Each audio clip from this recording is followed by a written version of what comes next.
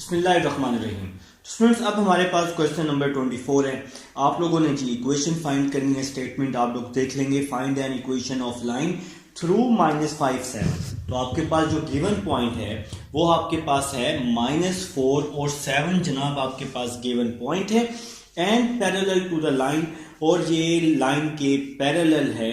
तो जब भी लाइन पैरेलल होगी आप लोग वहां से स्लोप क्या करेंगे, आराम से फाइंड कर लेंगे और फिर आपकी इक्वेशन आ जाएगी। देखें जी, आपके पास गिवन पॉइंट है जी, फाइंड एन इक्वेशन। आपने इस पॉइंट के जरिए से क्या करनी है, इक्वेशन फाइंड करनी है। आप लोग यहां लिख लेंगे according to given condition, according to given condition.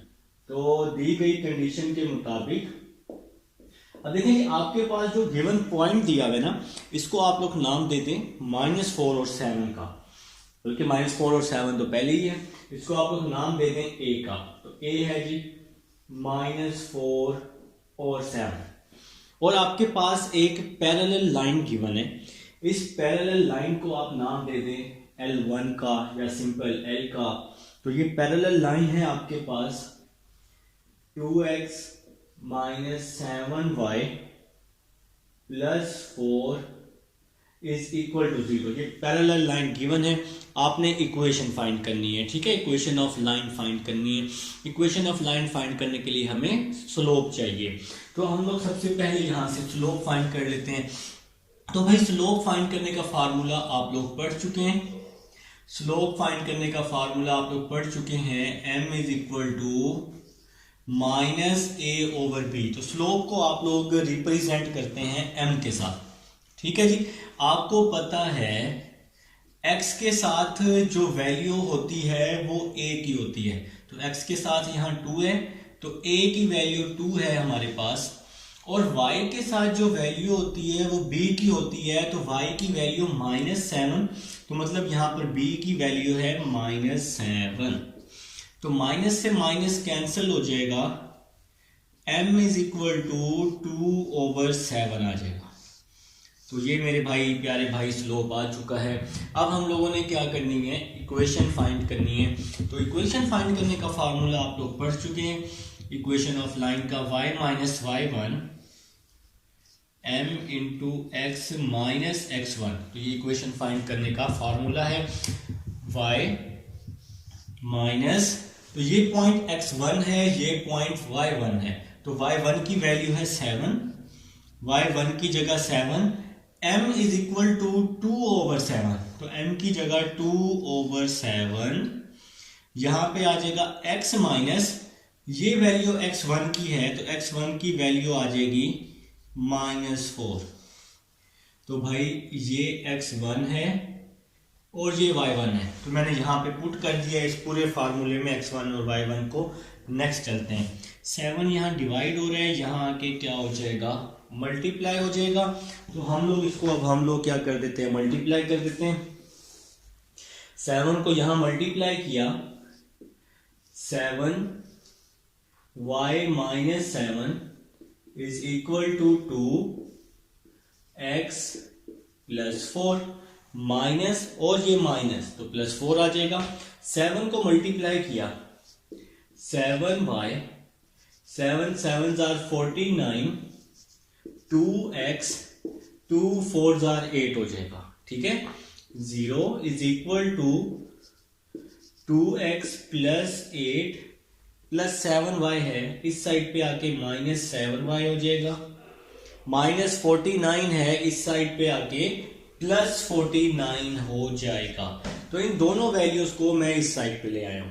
तो अब क्या आ जाएगा, 2x साथ में क्या आ जाएगा, -7y + 8 + 49, तो ये 57 आ जाएगा, = 0। तो ये आपके पास रिक्वायर्ड इक्वेशन आ जाएगी। तो ये है जी क्वेश्चन नंबर 24। अब हम चलते हैं जी अपने क्वेश्चन नंबर 25 की तरफ। इसको हम लोग कर देते हैं, रेस कर देते हैं, ताकि हम लोग क्वेश्चन नंबर 25 करें। जी स्टूडेंट्स, अब हमारे पास क्वेश्चन नंबर 25 है। वो हमें कह रहे हैं कि find an equation of line. आप लोग इक्वेशन ऑफ लाइन फाइंड कर दें through 5 - 8 and perpendicular to the join of A and B. देखिए जब क्वेश्चन में परपेंडिकुलर का जिक्र आ चुका है, तो तो अब आपको समझ आ चुकी है कि जब भी परपेंडिकुलर होगा, जो भी आपका स्लोप आएगा उसको आप लोग क्या कर देंगे, रेसिप्रोकल कर देंगे। तो ये अब आपके पास जो ए और बी पॉइंट दिया हुआ है ना, यहाँ से आपने स्लोप निकालना है, उस स्लोप को रेसिप्रोकल करना है, बस इतना सा काम करना है, ठीक है, क्योंकि परपेंडिकुलर है।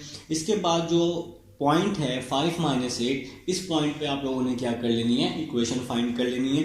अगर हम इसको थोड़ा सा फिगर के जरिए इसको एक्सप्लेन करना चाहें, देखें जी, आपके पास ये दो पॉइंट हैं, एक है ए और बी, ये आपके पास परपेंडिकुलर हमने इस पे ड्रॉ कर दिया, ठीक है। तो ए पॉइंट है -15 - 8 और बी पॉइंट है 10 7, और आपने जिस पॉइंट पर इक्वेशन फाइंड करनी है उसको आपने फॉर एग्जांपल यहाँ पे ड्रॉ कर दिया है, और वो पॉइंट है 5 - 8। तो इस पॉइंट पे आपने इक्वेशन फाइंड करनी है, और ये परपेंडिकुलर भी यहाँ ड्रॉ हो रहा है ए और बी पे। तो परपेंडिकुलर ड्रॉ होने की वजह से इस स्लोप को हमें क्या करना पड़ेगा, रेसिप्रोकल करना पड़ेगा। तो सबसे पहले हम लोग क्या कर लेंगे, स्लोप ऑफ ए बी ले लेंगे। तो आप लोग यहाँ लिख लेंगे स्लोप ऑफ ए बी। तो हम लोग स्लोप को रिप्रेजेंट करते हैं m के साथ, और फार्मूला होता है y2 - y1 over x2 - x1। तो भाई मैंने आपको एक छोटी सी बात बताई थी, मैंने आपको बताया था कि आप लोगों ने पेंसिल से यहाँ पे लिख लेना है कि ये x1 है, ये y1 है, और ये x2 है और ये y2 है, ठीक है। इस फार्मूले में क्या कर देना है, पुट कर देना है। तो y2 की वैल्यू है 7, y1 की वैल्यू है -8। इसी तरह से नेक्स्ट x2 की वैल्यू है 10, x1 की वैल्यू है -15। तो m is equal to minus minus plus हो जाएगा, 7 + 8, 10 + 15 आ जाएगा। 7 + 8 आप लोग कर देंगे तो m इज इक्वल टू 15, 10 + 15 कर देंगे तो 25 आ जाएगा। अब अगर आप लोग इसकी कटिंग करें, अगर आपको कटिंग पसंद है, 5 3 * 15, 5 5 * 25, तो m की क्या वैल्यू आ रही है, 3/5 आ रही है। तो m आ जाएगा यहाँ पर 3/5। अब यहाँ पर मैंने आपको बता दिया कि आपने परपेंडिकुलर का स्लोप फाइंड करना है। तो परपेंडिकुलर का स्लोप फाइंड करने के लिए इस स्लोप को हम रेसिप्रोकल कर देंगे। तो रिक्वायर्ड स्लोप आ जाएगा m इज इक्वल टू -5/3। तो यहाँ पे आप लोग लिखेंगे एज गिवन कंडीशन।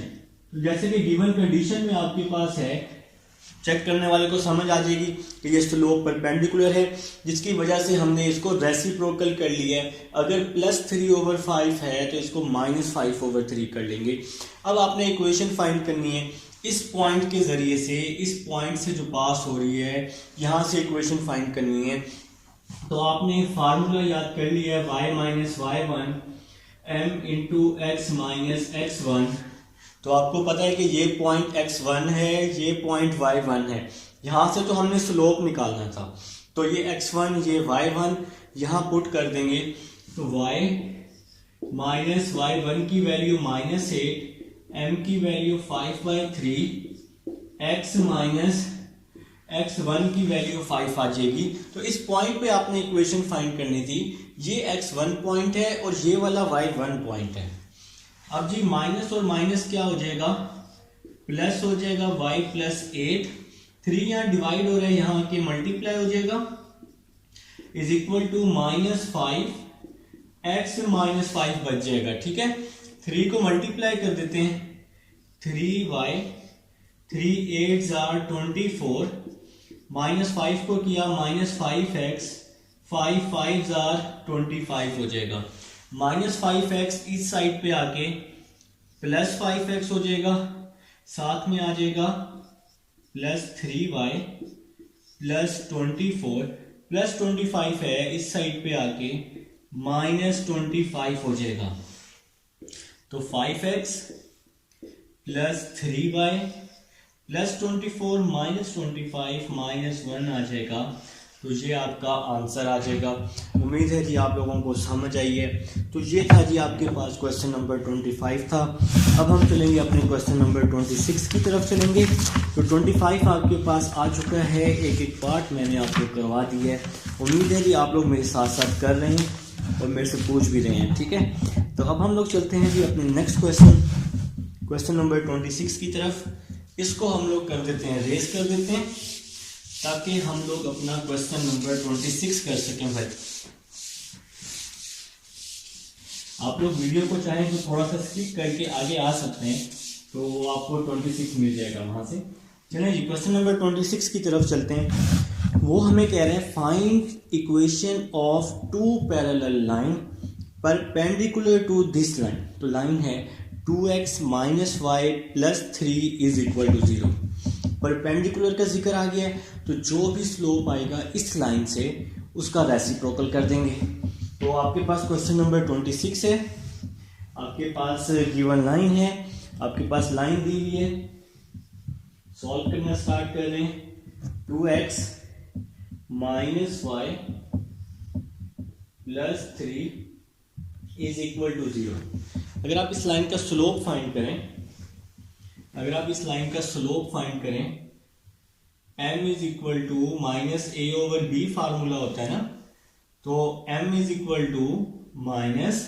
x के साथ जो वैल्यू होती है वो a की होती है, a की जगह 2 आ जाएगा। y के साथ जो वैल्यू होती है वो b की होती है, तो यहाँ पे 1 है, तो b की जगह -1 आ जाएगा।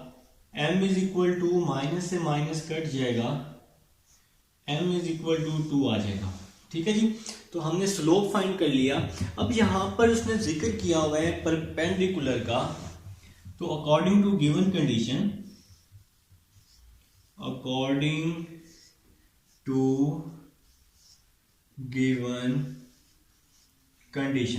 तो गिवन कंडीशन यहाँ लिख के हमारे पास जो ये स्लोप आया है, इसको आप यहाँ बॉक्स ना बनाएं, हमारे पास जो ये स्लोप आया है ये परपेंडिकुलर है लाइन, तो परपेंडिकुलर लाइन होने की वजह से इस स्लोप को हम लोग क्या कर लेंगे, रेसिप्रोकल कर लेंगे। तो m = -1/2 आ जाएगा। अब आप लोगों ने क्या करना है, इक्वेशन फाइंड करनी है जो कि आपके पास x इंटरसेप्ट और y इंटरसेप्ट को मिलाकर बनेगी। ठीक है, तो x और y इंटरसेप्ट, अगर आप इसकी इक्वेशन की कंडीशन देखें, यहाँ पर x और y इंटरसेप्ट का जो प्रोडक्ट है वो 3 दिया हुआ है। तो हमें यहाँ से एक बात की समझ आती है कि भाई हमें ना x और y इंटरसेप्ट चाहिए। जब x और y इंटरसेप्ट आ जाएगा तो उसका हम प्रोडक्ट लेंगे और उस प्रोडक्ट को 3 के इक्वल करके अपने क्वेश्चन को क्या करेंगे, सॉल्व करेंगे। तो भाई आप लोग एक फार्मूला पढ़ चुके हैं, सिंपल सा फार्मूला है, y = mx + c। तो m किसके इक्वल आया है, -1/2 के, तो m की जगह मैंने पुट किया -1/2 x + c, इसको नाम दे दिया मैंने इक्वेशन नंबर 1 का। नेक्स्ट चलते हैं जी, इसी को ही मैं कंटिन्यू रखूंगा, इसी इक्वेशन को। -1/2 है, इस साइड पे आके क्या हो जाएगा, +1/2 हो जाएगा। तो 1/2x + y = c। ठीक है, x को 1 से मल्टीप्लाई कर देते हैं, x/2 + y = c।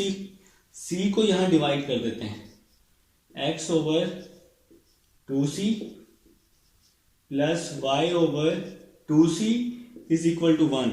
तो c को इसके साथ भी यहां डिवाइड किया, c को हमने इसके साथ भी डिवाइड किया, तो हमें यहाँ पे x इंटरसेप्ट भी मिल गया और y इंटरसेप्ट भी मिल गया। तो दोनों इंटरसेप्ट हमें यहाँ पर मिल गए हैं भाई। तो यहाँ पे आप लोग लिख लेंगे x इंटरसेप्ट जो आया है, x इंटरसेप्ट = 2c, और y इंटरसेप्ट क्या आया है, y इंटरसेप्ट आया है मेरे भाई c।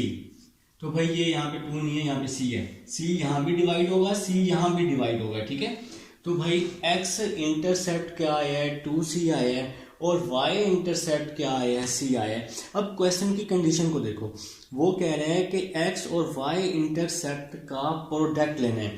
तो x और y इंटरसेप्ट का प्रोडक्ट लेना है जो कि 3 के इक्वल है। स्टेटमेंट में लिखा हुआ है क्लियर करके। तो हम लोग यहाँ पे क्या कर रहे हैं, तो according to given condition, according to given condition, तो x और y इंटरसेप्ट का प्रोडक्ट लेना है, स्टेटमेंट में लिखा हुआ है। तो x इंटरसेप्ट का आंसर 2c आया है, y इंटरसेप्ट का आंसर c आया है। इन दोनों का प्रोडक्ट लेना है जो कि किसके इक्वल है, 3 के इक्वल है। ये बुक की स्टेटमेंट में है, ठीक है जी। तो 2c को c से मल्टीप्लाई किया, 2c square is equal to 3 आ जाएगा। c square is equal to 3/2, इसका दोनों तरफ अंडर रूट ले लिया मैंने, तो c की वैल्यू आ जाएगी प्लस माइनस अंडर रूट 3/2। तो ये हमारे पास c की वैल्यू आ गई जी, ठीक है जी। तो यहां पर हमारा मेन काम था c को फाइंड करना। अब आप लोग नेक्स्ट चलेंगे। नेक्स्ट आप लोगों ने क्या करना है, इस c की वैल्यू को इक्वेशन नंबर 1 में क्या कर देना है, पुट कर देना है जनाब। तो यहां पर आप लोग लिखेंगे फ्रॉम इक्वेशन 1। तो इक्वेशन 1 ले लेंगे। तो इक्वेशन 1 है हमारे पास y is equal to -1/2x plus c, y is equal to -1/2x plus c की क्या वैल्यू आई है, प्लस माइनस 3/2 का अंडर रूट। तो c की वैल्यू पुट कर दी प्लस माइनस 3/2 का अंडर रूट, ठीक है। नेक्स्ट चलते हैं, y is equal to -1/2x plus minus, तो 2 से मल्टीप्लाई भी किया, 2 से हमने डिवाइड भी कर दिया। मतलब आप लोगों को पता है कि कॉन्जुगेट कैसे लेते हैं, 2 है तो 2 से मल्टीप्लाई और डिवाइड कर दिए। तो वैल्यू को सिंप्लीफाई, इक्वेशन फाइंड करने की कोशिश कर रहे हैं। y is equal to -1/2x plus 3 2 6 हो जाएगा, 2 × 2 4 होता है, 4 का अंडर रूट 2 हो जाएगा, ठीक है। अब नेक्स्ट चलते हैं जी, y इज इक्वल टू, इसका 2 एलसीएम आ जाएगा -x plus minus under root 6 आ जाएगा। 2 यहाँ पे डिवाइड हो रहा है, इसके साथ आके मल्टीप्लाई हो जाएगा, 2y -x plus minus under root 6 हो जाएगा। तो ये -x है, इस साइड पर आके प्लस x हो जाएगा, x plus 2y plus minus जो है प्लस माइनस इस साइड पे जब हम इसको लेके आएंगे तो इसके साइन चेंज हो जाएंगे, इज इक्वल टू 0। तो इसको अब आप एक बार प्लस में भी लिख सकते हैं, x plus 2y plus under root 6 is equal to 0। और इसको आप एक बार माइनस में भी लिख सकते हैं, minus under root 6 is equal to 0। तो ये जो दो आपके पास इक्वेशन बनी है, तो ये दो आपके पास रिक्वायर्ड इक्वेशन है, ठीक है, जो कि पैरेलल हैं। मैंने आपको प्रीवियस क्वेश्चन में बताया था, क्वेश्चन नंबर था 23 भी था, जिसमें आप लोगों को मैंने बताया था कि पैरेलल इक्वेशन में जो स्लोप होता है वो इक्वल होता है। अगर आप इन दोनों का स्लोप लें तो वो क्या होगा, इक्वल होगा। तो आपने ऐसी इक्वेशन फाइंड करनी थी जो पैरेलल हों, जिनका x और y क्या हो, सेम हो, साइन का भी डिफरेंस ना हो। तो ये था जी आपके पास क्वेश्चन नंबर 26 था। उम्मीद है जी आप लोगों को समझ आई होगी। स्क्रीनशॉट लेना है तो ले लें, और कोई इशू हो तो मेरे साथ डिस्कस कर लीजिएगा। अब हम चलते हैं